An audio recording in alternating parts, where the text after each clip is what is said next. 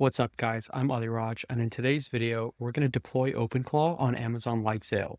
We're going to spin up the instance, connect to the dashboard, run a demo chat, and then wire up WhatsApp so you can talk to your agent straight from your phone.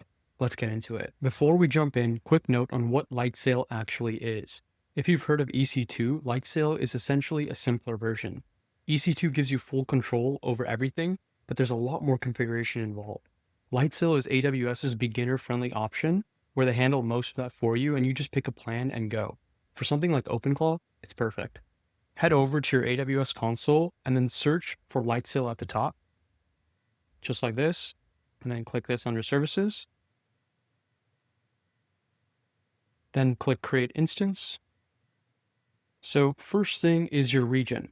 You want to choose whatever is closest to you. If you're in the US, it's going to be Oregon, Ohio, or Virginia. If you're in Europe, it's going to be Ireland, London, Paris, Frankfurt, or Stockholm.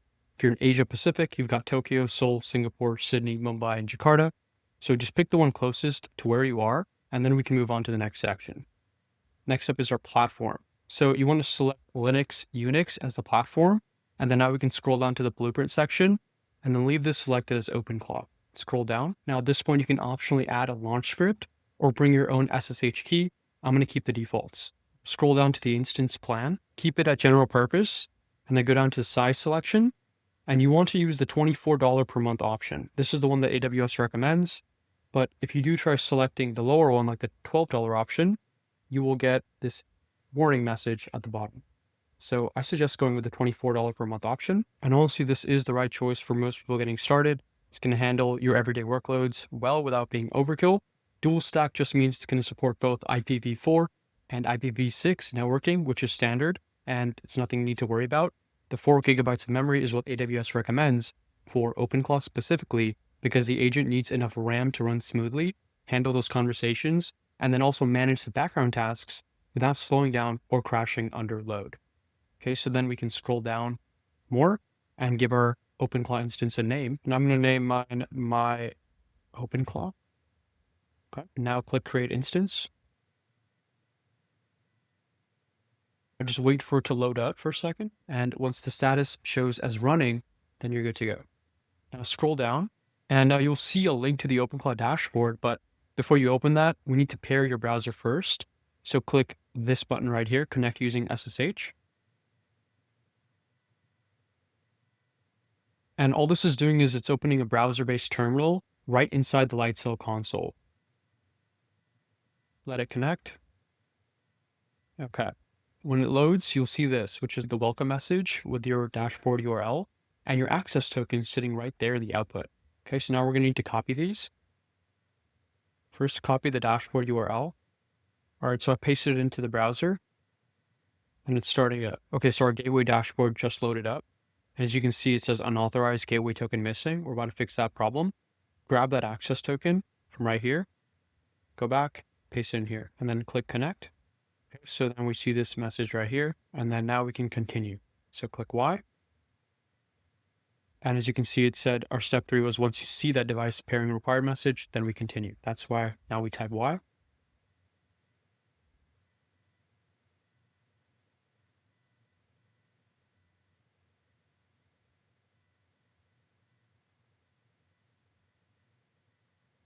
Type A to approve that.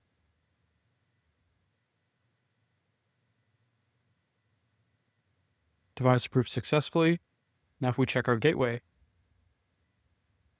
status okay, so the connection was successful. After that, move straight into model management, and then it's going to show you what the current model is, which is Claude Sonnet 3.4 on Bedrock. Then we don't want to change the models, just hit Y. And then type in 1 to select Bedrock as our provider. And yes for reviewing security settings.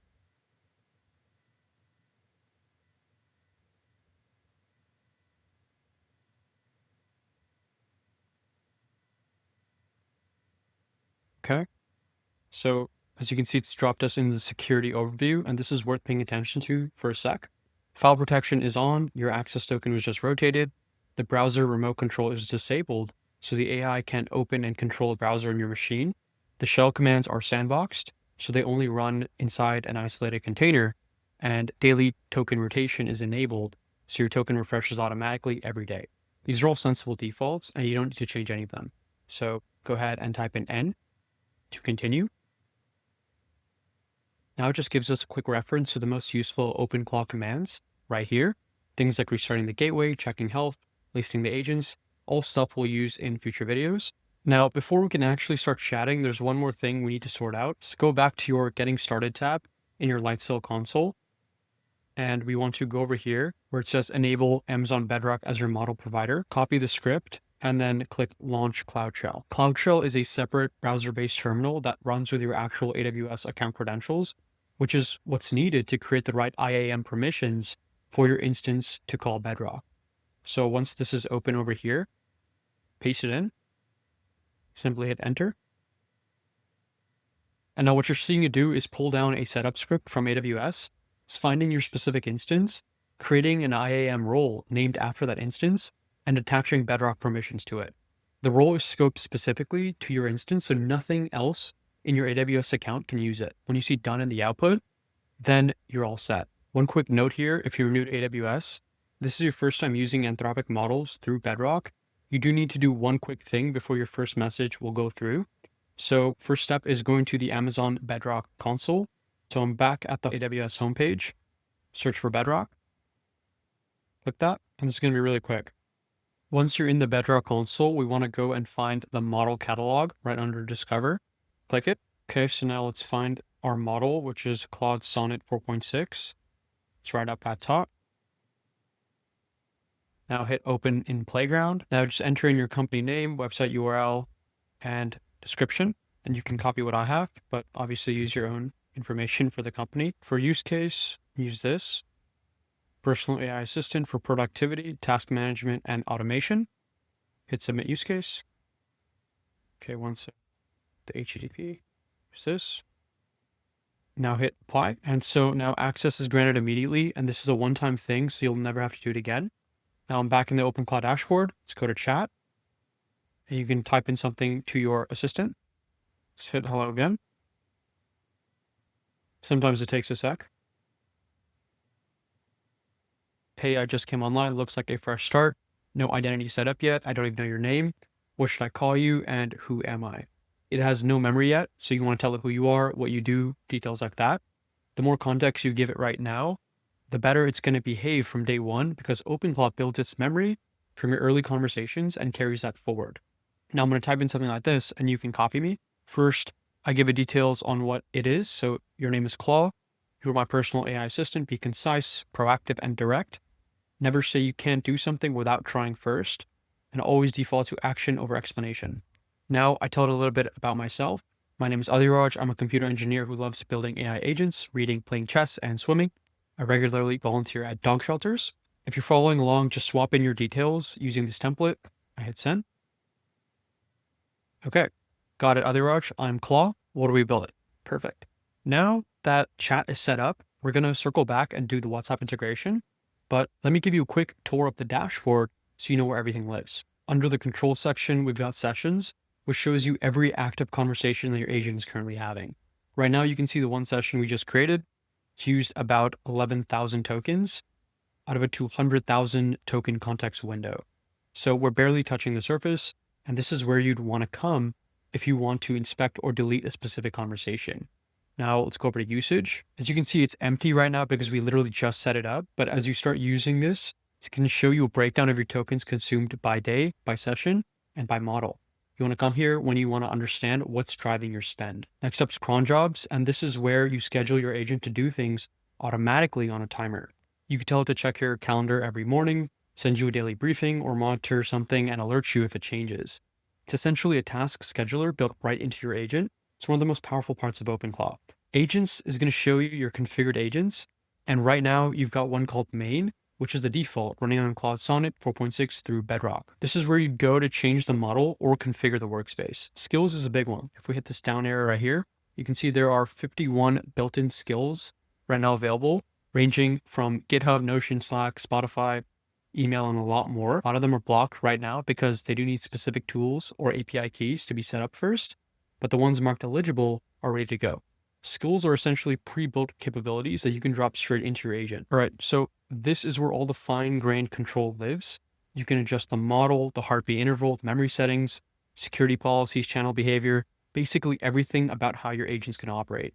Then we have debug and logs. These two are basically your troubleshooting tools. Logs will show you a live feed of everything the gateway is doing in real time, which is really useful if something isn't working and you want to see exactly what's happening under the hood. Okay, so that's the whole dashboard. We just went over it. Now let's wire up WhatsApp. So we're back inside our Lightsail instance. Scroll down and click connect using SSH. We've already done the pairing. Type in N. We can keep our model.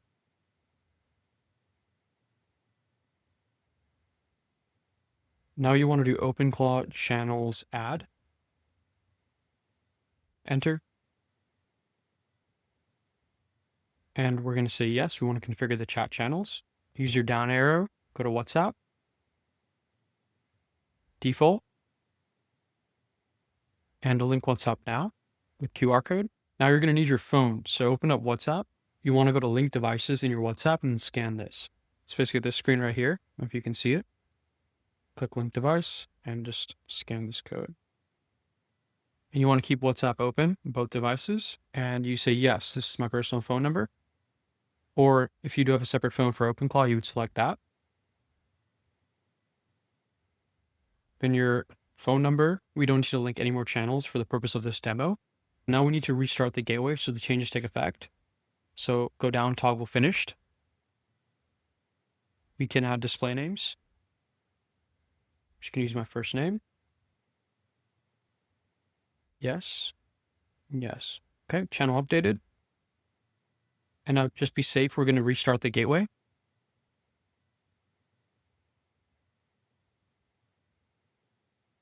Okay, just restarted. And so now in order to test this, open up your WhatsApp and message yourself, something like, hi, who are you? And OpenClaw will respond. Claude, whether you are just personal AI assistant, what do you need? Back in our dashboard, if we go over to channels, you can see the WhatsApp is configured, linked, and running. One thing worth pointing out here is you don't need a separate bot account or a business number for any of this. You're just interacting with OpenClaw through your own personal WhatsApp profile. You message yourself and OpenClaw replies back. So I asked myself, who is this, through WhatsApp, and then OpenClaw responded and explained what it was, actually recalling that information from our conversation earlier in this video.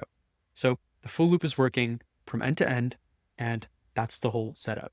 At this point, you've got a private self-hosted AI assistant running on your own cloud infrastructure connected to Bedrock. It's introduced to who you are, and it's reachable directly through WhatsApp.